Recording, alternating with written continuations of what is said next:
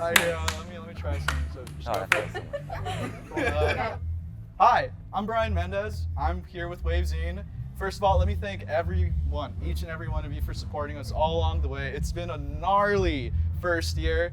Pandemic, COVID, you know the whole 9 yards and whatnot. But we're here live for the first time ever with Amo Amo, Omar and Love. First of all, thank you guys for agreeing to do this. This is awesome. So It's our pleasure. Thanks for having us. I miss people, let me tell you. Oh yeah. Us too. Yeah, for real. You know, when you're looking at, say, a billboard or whatnot, you look at the names and say you see something like some like casual, like Brandon's band. You're not gonna check out Brandon's band, but if you see Amo Amo, you automatically you're like, wait, what? Like love? So like, can you talk to me a little about that? How did Amo Amo come to be? Like, just talk to me.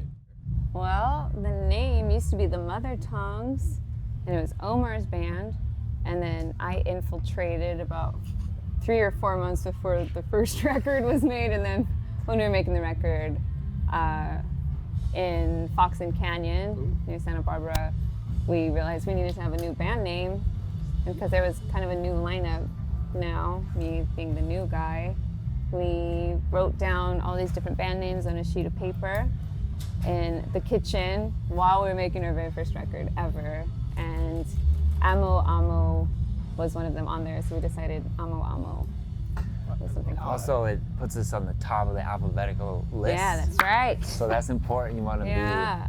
be, you got to think about these things. That's very Yeah. smart. I wouldn't even thought of that.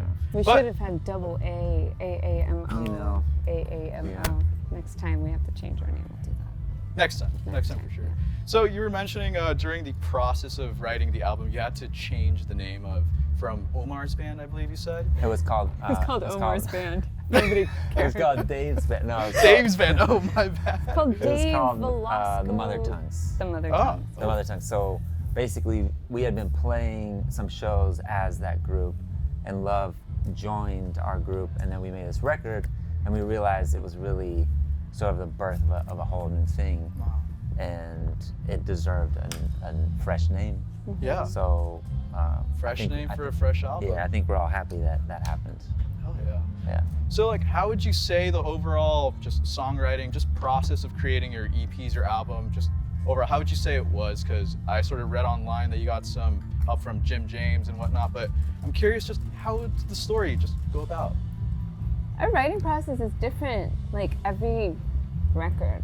Like a lot of the songs are predominantly me and Omar on the first record, and then the EP Kanta, it's one just like me and Shane, and then there's one Omar, Justin, and Alex. There's one just Omar, and then this new record I had a weird, this one that's yet to come out. During COVID, I wrote a new song every single day. Wow. And then I would take a break. I do 120 days and I take a little break. So I had written 250 songs by the time we got into the studio.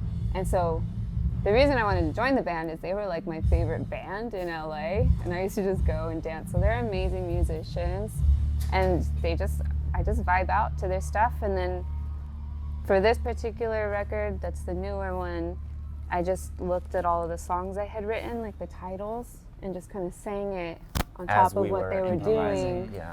And then that's how this one Wow. was born. It's getting, so hopefully that'll be out like next year sometime. We'll I'm take excited. our time with it. But Yeah. yeah, it's always a different process. Like who knows what the next one's gonna be. Wow. Yeah, that's definitely a basis of our band, is that we don't try not to get too attached to formulas. You know, they can be helpful, but it seems like every time we get together to do something, it's just a new process, and that keeps it fresh. Yeah, I mean, fun. you got to keep it fresh. You know, Gotta keep it fresh. got to keep it fresh. Yeah. So you said while you were, I have to say, fangirling out to a band in LA. That's first of all, that's a sick story. You just followed him like, hey, can I play with you guys? Yeah, our bassist actually like snuck me in. Yeah. He was Oh, relentless. oh. Like he It's- snuck me to the first writing retreat. Like I have to just paint the picture a little bit, because it's so cool. Like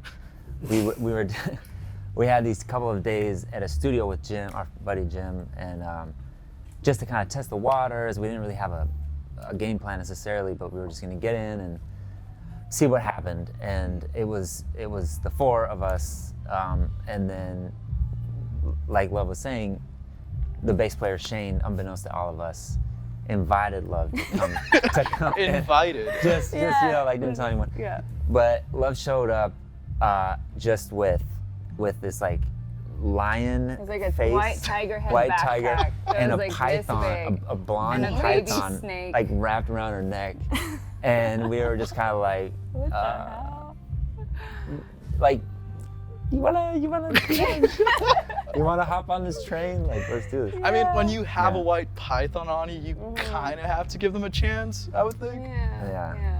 Yeah, but it immediately it was musical, and the very basis of everything is just like a musical camaraderie that is just has been there like right from the start, and kind of has a will of its own in a way. Would you say that's the overall message that you're trying to give with your music, sort of like this camaraderie, just love? I mean, Amo Amo, the name.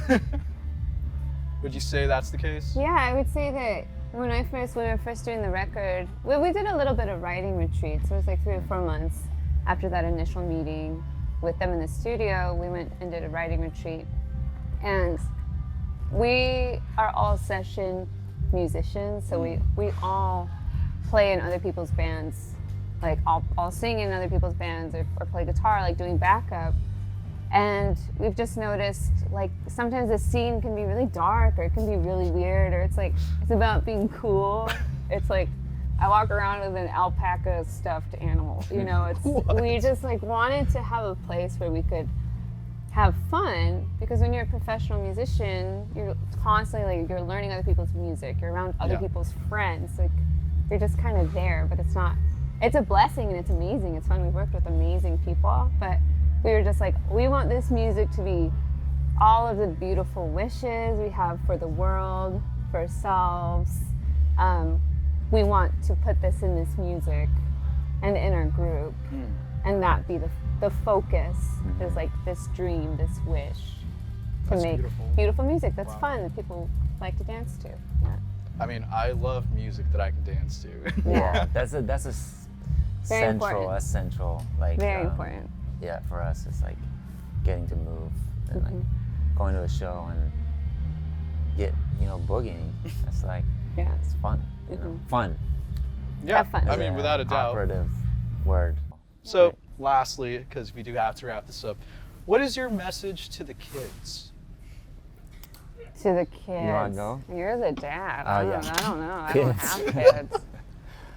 My God, I mean, there's so much to say to the kids, but I get the sense that the kids know a lot already, and that there is something within that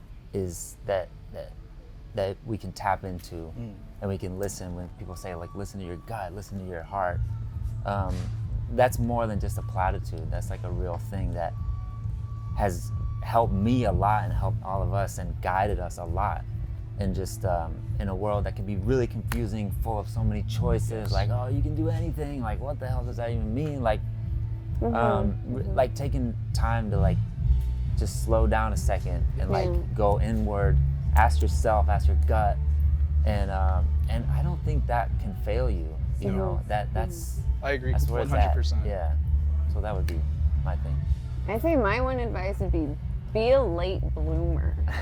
You know, like it doesn't matter. You're not going to run out of time. Yeah. You know, it's just do something you love, and if it takes 10 years, 20 years, 30 years, 40 years, like, just trust that Yeah, follow your heart. Like, just keep going for it. Yeah. And compassionate, kind communication will get you wherever you need to be. Yeah. Yeah, that's beautiful. Oh my God.